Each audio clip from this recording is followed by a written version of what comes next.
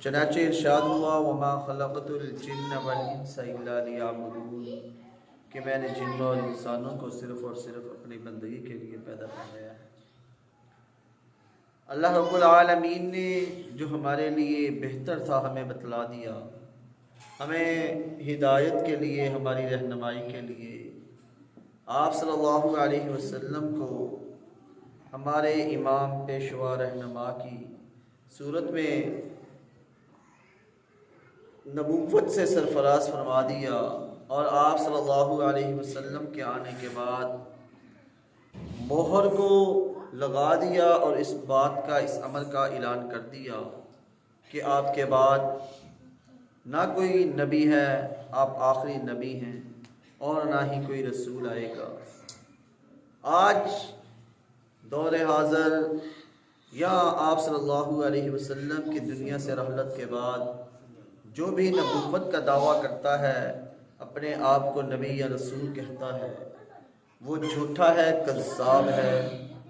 یہ ہمارا ایمان ہے، ہم اسے نبی ماننا تو دور کی بات، ہم اس کے منہ سے یہ الفاظ سننا بھی برداشت نہیں کرتے۔ اور اگر کوئی شخص ایسا دعویٰ کرتا ہے تو وہ واجب القتل ہے۔ اس کو قتل کرنا کوئی انسانیت کو قتل کرنے کے برابر نہیں ہے، بلکہ اسے قتل کرنے والا اللہ کے دین کا محافظ ہے، مجاہد۔ دور حاضر کے اندر بہت سارے لوگ ایسے ہیں جو اپنے آپ کو دین کا بہت بڑا داعی اور مبلغ سمجھتے ہیں، اور اپنے آپ کو کئی لوگ تو خدائی کے دعوے دار بھی ہیں کہ اپنے آپ کو خدا سے کم نہیں سمجھتے۔ اللہ رب العالمین ایسے لوگوں کو تباہ و برباد کرے اور انہیں غارت فرمائے، اور ہم سب کو راہ ہدایت پر گامزن فرمائے۔ اللہ تبارک و تعالی فرماتے ہیں یا ایھا الذین آمنوا اطیعوا اللہ واطیعوا الرسول ولا تبطلوا اعمالکم، کہ اے وہ لوگوں جو ایمان لائے ہو، اللہ اور اس کے رسول کی اطاعت کرو اور اپنے اعمال کو برباد نہ کرو۔ آپ کا جو حکم آ جائے تو پھر اسے ماننا ایک مومن کا، ایک مسلمان کا کام ہے۔ جیسا کہ میں نے 5 آیات سورۃ البقرہ کی آپ احباب کے گوشے گزار کی، جن کے اندر اللہ رب العالمین نے مومنین کی صفات بیان فرمائی۔ صحابہ کرام نے جب رسول اللہ صلی اللہ علیہ وسلم سے پوچھا کہ یا رسول اللہ، بعض تو ایسی آیات ہوتی ہیں کہ ہم خوش ہو جاتے ہیں کہ ہم مومن ہیں، جو ہمیں خوش کر دینے والی ہوتی ہیں، اور بعض ایسی ہوتی ہیں کہ ہم مایوس ہو جاتے ہیں، ہم اپنے اعمال کو کچھ سمجھتے ہی نہیں، اور ہم اس بات سے ڈر جاتے ہیں کہ کہیں ہم اس حالت میں اللہ سے نہ مل جائیں کہ اللہ ہم سے ناراض ہو۔ تو آپ صلی اللہ علیہ وسلم نے سورۃ البقرہ کی الف لام میم سے لے کر مسلمون تک تلاوت فرمائی، اور فرمایا کہ یہ جو صفات ہیں یہ مومنین کی ہیں، کیا یہ تمہارے اندر موجود ہیں؟ صحابہ کرام نے کہا ہاں۔ تو آپ نے فرمایا تو مومن ہو۔ تو ان صفات کو میں ایک بار دوبارہ سے بیان فرما دیتا ہوں۔ پہلی صفت ہے ایمان کی، کہ الذین یؤمنون بالغیب، جو ایمان لاتے ہیں اللہ کے ساتھ، غیب کے ساتھ۔ اللہ کو دیکھا نہیں ہے، اللہ کو بن دیکھے ایمان لاتے ہیں، اور اس کتاب کے نازل ہونے میں کوئی انہیں شک و شبہ نہیں ہے۔ اس کے بعد اللہ تعالیٰ فرماتے ہیں والذین یؤمنون بما انزل الیک، جو آپ کی طرف اور آپ سے پہلے انبیاء کی طرف نازل ہوا اس پر ایمان لاتے ہیں، نمازوں کو قائم کرتے ہیں اور زکاتوں کو ادا کرتے ہیں، جو اللہ نے ان کو مال دیا ہے اس میں سے خرچ کرتے ہیں، اگر زکوٰۃ واجب ہے تو واجب ادا کرتے ہیں، اگر زکوٰۃ واجب نہیں ہے تو نفلی صدقہ و خیرات کرتے ہیں۔ یہ لوگ ہیں جو مومن ہیں، اور وہ آخرت کا بھی یقین رکھتے ہیں۔ آخرت کا یقین یوں تو تمام مسلمانوں کا ہے، لیکن بعض یہود و نصارہ جو ہیں وہ سمجھتے ہیں کہ ہم ہی جنت کے مستحق ہیں، ہمارے علاوہ جتنے بھی لوگ ہیں وہ سارے کے سارے جہنمی ہیں۔ اسی طرح کافروں کا یہ عقیدہ ہے۔ تو آج بات کافروں کے اوپر ہوگی۔ اللہ تبارک و تعالیٰ نے پہلی 5 آیات کے بعد 2 آیات میں کافروں کا تذکرہ فرمایا کہ کافر لوگ کون ہیں۔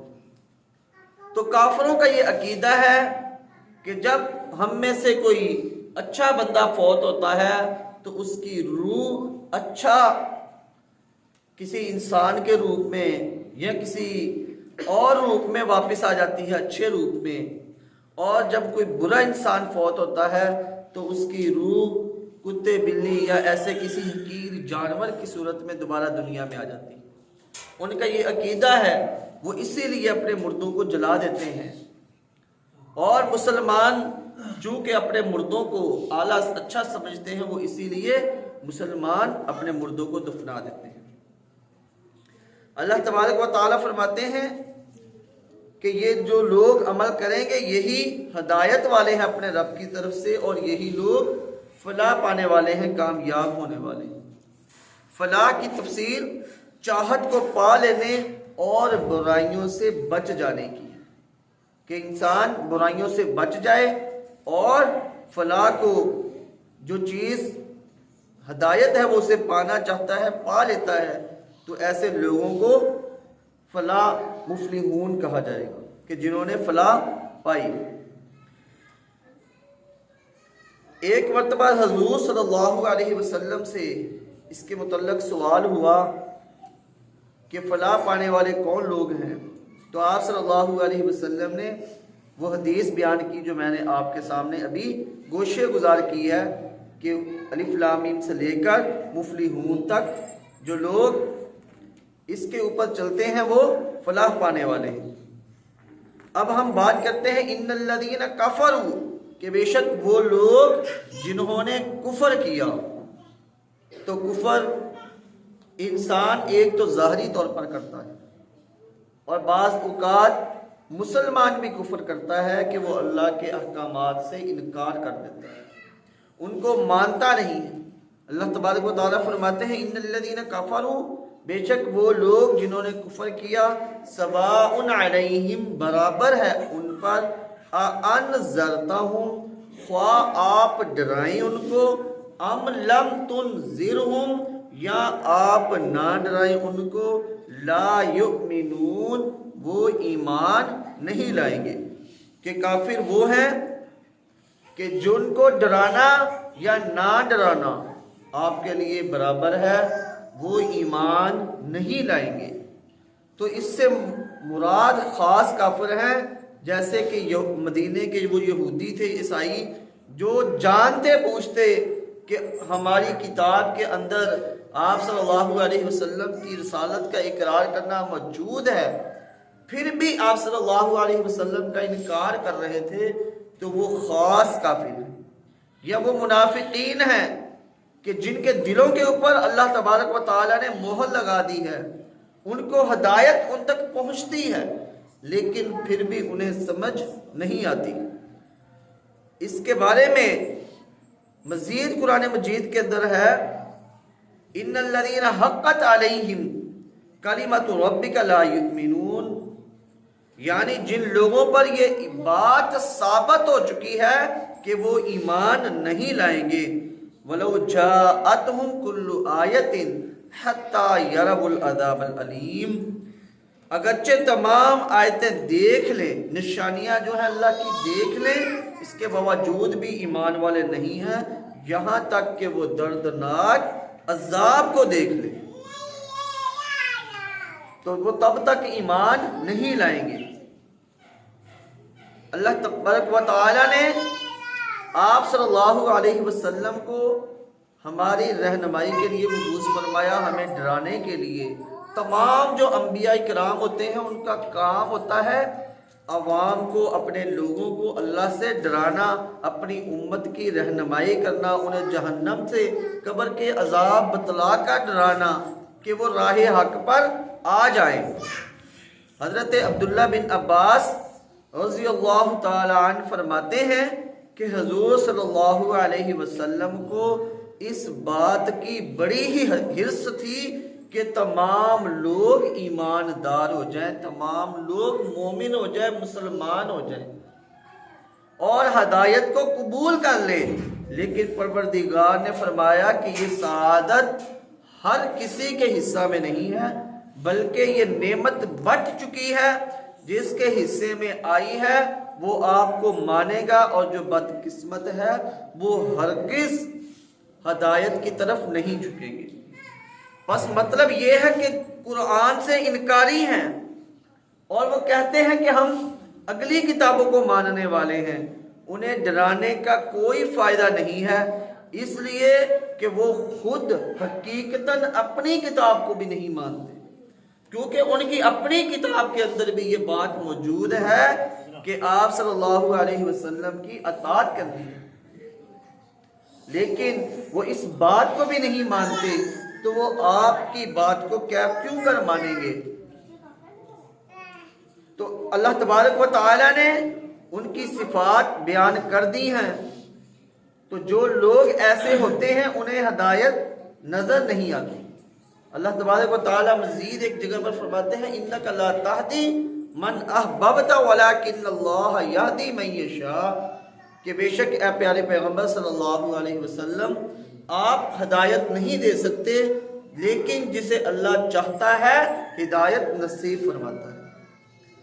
اس کے بعد اللہ تبارک و تعالی نے فرمایا ختم اللہ علی قلوبہم، یہ کافروں کی صفات ہے کہ اللہ تبارک و تعالی نے مہر لگا دی ہے علی قلوبہم، ان کے دلوں پر، وعلی سمعہم، اور ان کی بصارت پر، ان کے کانوں پر، کہ وہ حق بات کو نہ تو ان کا دل قبول کرتا ہے اور نہ ہی ان کی سماعت قبول کرتی ہے، وعلی ابصارہم غشاوہ، اور ان کی آنکھوں پر پردہ ہے۔ پردے سے مراد یہ نہیں ہے کہ وہ اندھے ہیں، انہیں نظر کچھ نہیں آتا، بلکہ انہیں ہدایت نظر نہیں آتی۔ وہ آپ صلی اللہ علیہ وسلم کو دیکھتے ہیں، آپ کے پاس جو نبوت کی نشانیاں آئیں انہیں دیکھتے ہیں، حتیٰ کہ کئی کافر ایسے ہیں کہ جب انہوں نے آپ صلی اللہ علیہ وسلم سے قمر کا واقعہ جو قرآن آپ صلی اللہ علیہ وسلم سے ہمیں صاحب ملتا ہے کہ جب انہوں نے کہا کہ آپ چاند کو 2 ٹکڑے کر کے دکھائیں، اور آپ نے اشارے سے چاند کو 2 ٹکڑے کر دیا، اللہ کے حکم سے، یہ معجزہ تھا، ہمارا ایمان ہے اس پر۔ کئی لوگوں نے وہ دیکھا اور دیکھنے کے بعد بھی آپ صلی اللہ علیہ وسلم کی نبوت کا اقرار نہیں کیا، تو اس سے بڑی بدبختی کیا ہو سکتی؟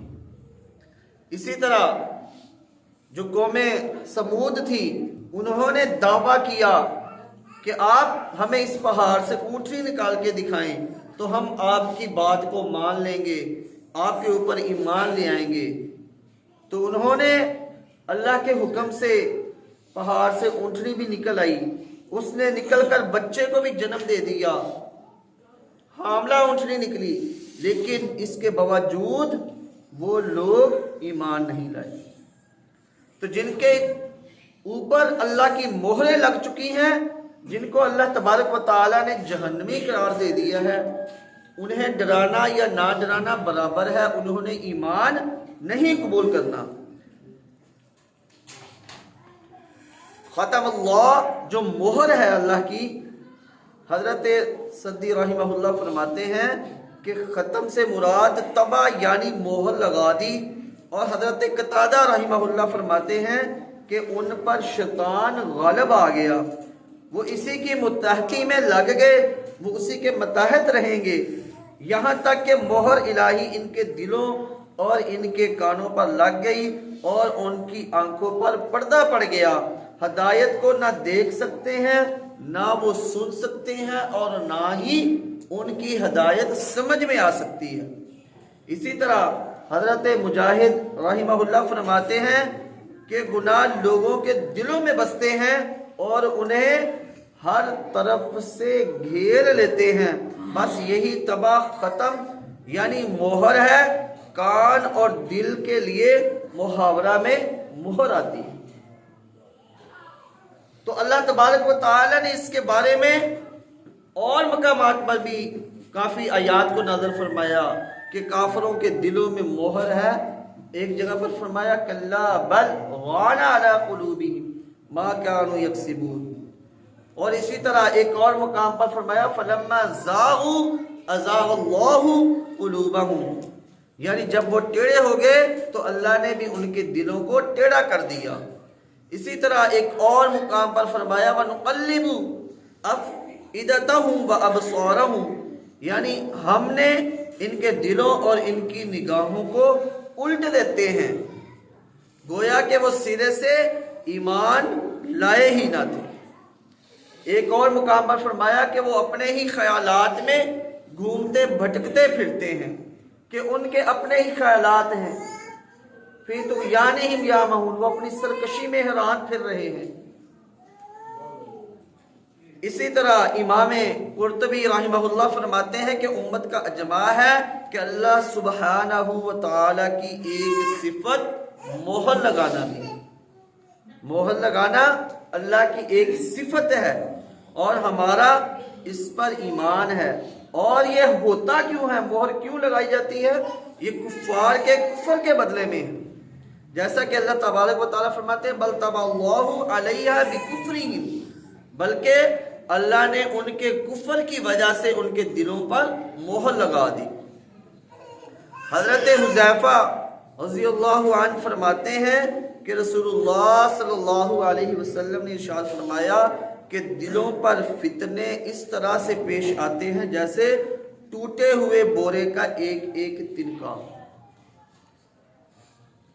जो दिल कबूल कर लेता है इसमें एक स्याह नुक्ता पड़ जाता है। जो दिल फितरों को कबूल करता है उसके ऊपर क्या होता है, एक स्याह नुक्ता पड़ जाता है।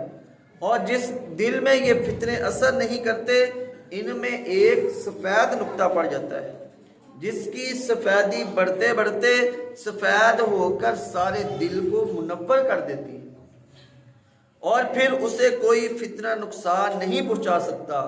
इसी तरह दूसरे दिल की स्याही बढ़ते बढ़ते जो हक कबूल नहीं करता उसकी स्याही फैलती रहती है, यहाँ तक कि सारा दिल स्याह हो जाता है। और अब उल्टे कूजे, जैसा कि हमारा मटका होता है, उसे बर्तन को उल्टा रख दें हो जाता है और वो अच्छी बात को फिर समझ नहीं होती उसे।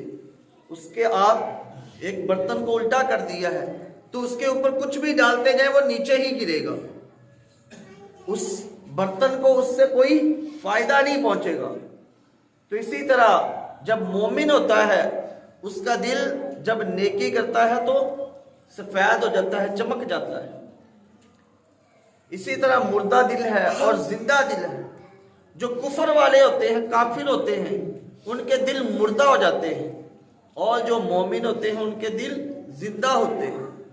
एक और रिवायत में भी है कि जब एक इंसान गुनाह करता है तो उसके दिल में एक स्याही का नुक्ता लग जाता है और अगर वो उस गुनाह से तौबा कर लेता है, अल्लाह से गुनाहों की मुआफ़ी मांग लेता है, तो फिर उसका दिल दोबारा से साफ हो जाता है।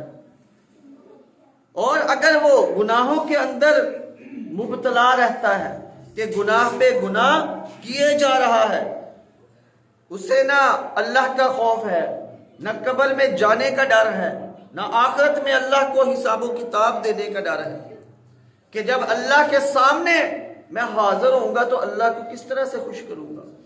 उसे इस बात की कोई परवाह नहीं होती और वो गुनाहों पे गुनाह किए जाता है, तो फिर उसका दिल तमाम का तमाम स्याह हो जाता है।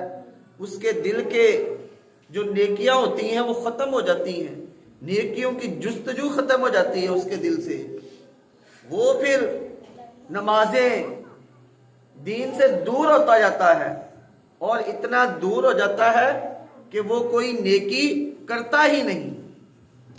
तो इसलिए अपने दिल को हमेशा पाक साफ रखे।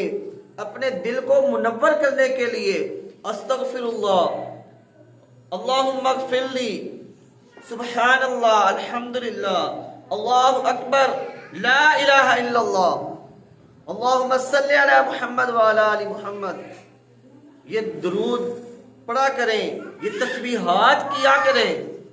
इसका फ़ायदा ये होगा कि अगर आपके दिल के अंदर कोई सही है तो वो अल्लाह तबारक व तआला दूर कर देंगे, और जब दिल साफ हो जाएगा तो आपको नेकी की बातों की समझ आना शुरू हो जाएगी, और अल्लाह तबारक व तआला जिससे नेकी का इरादा करते हैं उसे दीन की समझ अता फरमा देते हैं। तो अल्लाह से दुआ करते रहा करे, इहदिनस सिरातल मुस्तकीम। अगर तो हम सीधे रास्ते पर हैं तो फिर हम कामयाब हैं, और अगर हम इस रास्ते से भटक गए तो फिर हम नाकाम हैं, नामुराद हैं। तो अल्लाह रब्बुल आलमीन से दुआ करते रहा करे और अपने दिल को हमेशा जिंदा रखने की कोशिश किया करें। गुनाहों के काम हम आज हालात वो हैं कि एक इंसान ना चाहते हुए भी गुनाहों में मुलव्वस हो जाता है, और वो इतना मुलव्वस होता है कि वो गुनाहों के दरिया में फिर उतरता ही चला जाता है, उसे अपने डूबने का एहसास नहीं होता। आप क्या समझते हैं कि गुनाह वही है जो ज़ाहिरी तौर पर किया जाए? अगर हम कमरों के अंदर छुप कर भी गुनाह करते हैं तो वो हमारे सामने पेश किए जाएंगे। वो दिन ऐसा दिन होगा कि जब मुंहों के ऊपर ताले लग जाएंगे। अल यौम नख्तिमु अला अफ़वाहिहिम व तुकल्लिमुना अयदीहिम व तशहदु अर्जुलुहुम। फिर उस दिन क्या होगा? हमारे हाथ गवाही देंगे, हमारे पांव गवाही देंगे, हमारे जिस्म का पूरा पूरा रेजा रेजा बोल के बताएगा कि हाँ मैंने ये गुनाह किया था। आज हम जिस दौर में रह रहे हैं, इस दौर की मैं एक मिसाल देता हूँ। एक शख्स है, उसके घर में चालान आता है। मैंने खुद देखा है कि किसी के घर में चालान आया गाड़ी का, बाकायदा तौर पर गाड़ी की साथ तस्वीर मौजूद थी कि आप फुला इशारे से गाड़ी को इशारा तोड़कर जा रहे हैं, या अगर तेज चला रहा होता है तो तब भी गाड़ी की स्पीड जो होती है उसे बतलाया जाता है कि आप गाड़ी स्पीड से इतनी स्पीड से चला रहे थे और फुला जगह पे जा रहे थे। तो क्या अल्लाह के लिए ये मुश्किल है? अगर अल्लाह हमें इतनी ताकत दे सकता है, इतनी अल्लाह ने हमें ज़हानत दे दी है कि हम अपने दूसरे भाइयों के जो गलतियां हैं उन्हें कैमरे में रिकॉर्ड कर सकते हैं, तो क्या हमारे फरिश्ते हमारे साथ कैमरे लेकर नहीं खड़े हुए? अगर अल्लाह तबारक व तआला ने कल क़यामत के दिन ये हमारे कैमरे हमारे सबके सामने चला दिए तो फिर हमारा क्या होगा? कभी आपने इस बात पर गौर व फिक्र किया? हमें इस बात पे गौर व फिक्र करने की जरूरत है।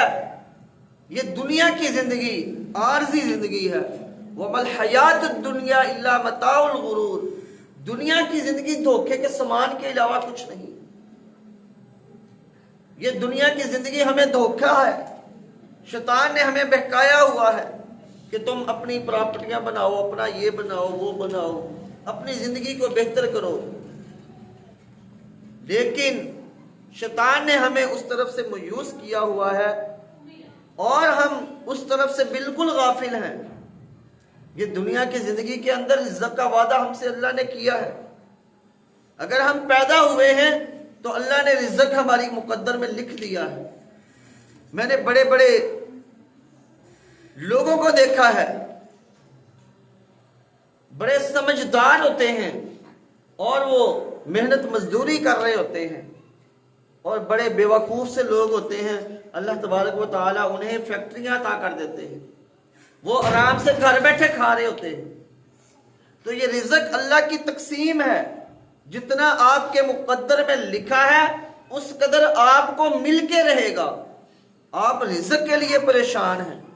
शैतान हमें इसीलिए गुमराह जल्दी कर लेता है, हम उसके बहकावों में आ जाते हैं कि वो हमें रिज़्क़ की परेशानी का सबब बतलाता है کہ اگر تم نے یہ کام نہ کیا تو تمہارا رزق بند ہو جائے گا، اگر یہ غلط کام نہ کیا، یہ گناہ والا کام نہ کیا تو تم اپنے بچوں کو کھلاؤ گے کہاں سے؟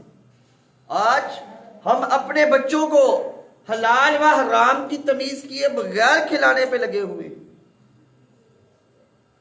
اللہ تبارک و تعالی ہی بچوں کو ہدایت دینے والے ہیں، جس رب نے ہمیں ہدایت دی، جس رب نے ہمیں رزق دیا، وہ ہمارے بچوں کو بھی رزق دینے پہ قادر ہے۔ ایک انسان سمجھتا ہے کہ میں چلا گیا، بعد میں میرے بچوں کا کیا بنے گا؟ جب تم زندہ ہو تمہارا بھی رازق وہی ہے، جب تم چلے جاؤ گے تمہارے جانے کے بعد تمہارے بچوں کا رازق بھی وہی ہے۔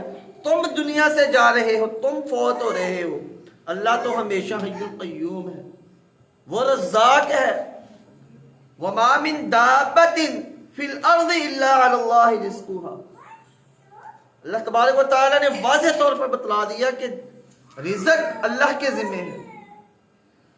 نحن نرزقک ولا تقتلوا اولادکم خشیۃ املاق، کہ اپنی اولادوں کو رزق میں تنگی کی وجہ سے، تنگ دستی کی وجہ سے قتل نہ کرو۔ نحن نرزقک، ہم انہیں رزق دینے والے ہیں، تمہیں بھی ہم رزق دے رہے ہیں، انہیں بھی ہم رزق دے رہے ہیں۔ تو شیطان ہمیں اس طرح ڈراتا ہے، حالانکہ ایک چیز جو یقینی ہے وہ ہے ہماری موت۔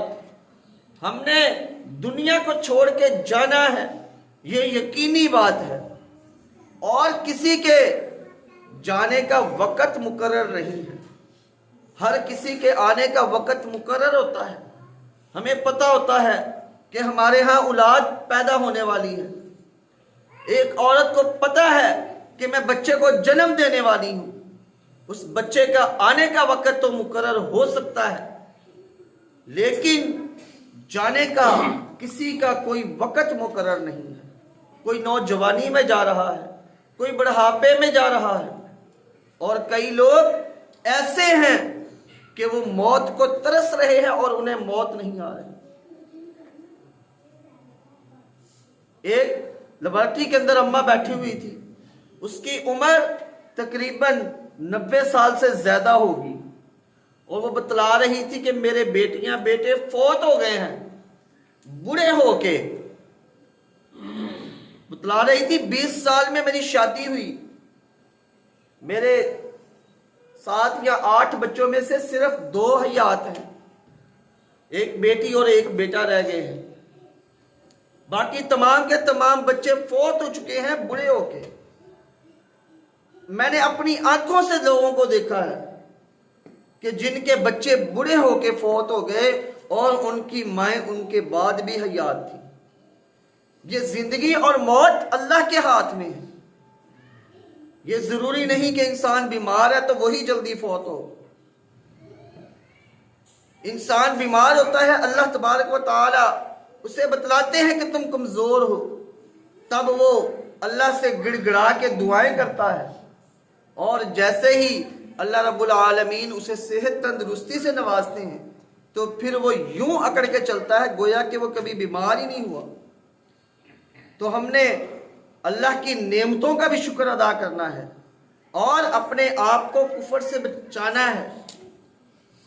اگر انسان اللہ کے تمام احکامات کو مان رہا ہے، کسی ایک سے انکار کر رہا ہے تو وہ پھر بھی کفر کر رہا ہے۔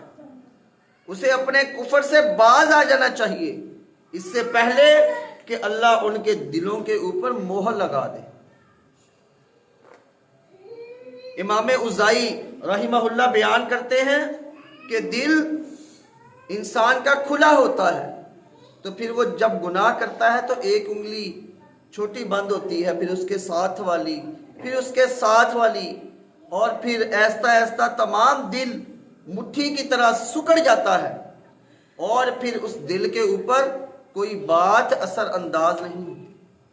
تو اس سے پہلے کہ ہمارا دل بند ہو جائے اور ہمیں نیکی کی باتوں کی سمجھ آنا ختم ہو جائے، ہمارے درمیان سے نیکی اور برائی کی تمیز ختم ہو جائے، اس سے پہلے اللہ سے توبہ کیجئے اور اللہ کی طرف آئیے اس سے پہلے کہ اللہ ہمیں اپنی طرف بلا لے۔ اللہ رب العالمین سے دعا ہے کہ رب العالمین ہم سب کا خاتمہ بالایمان فرمائے اور ہمیں راہ ہدایت پر گامزن فرمائے۔ آمین وآخر دعوانا ان الحمدللہ رب العالمین۔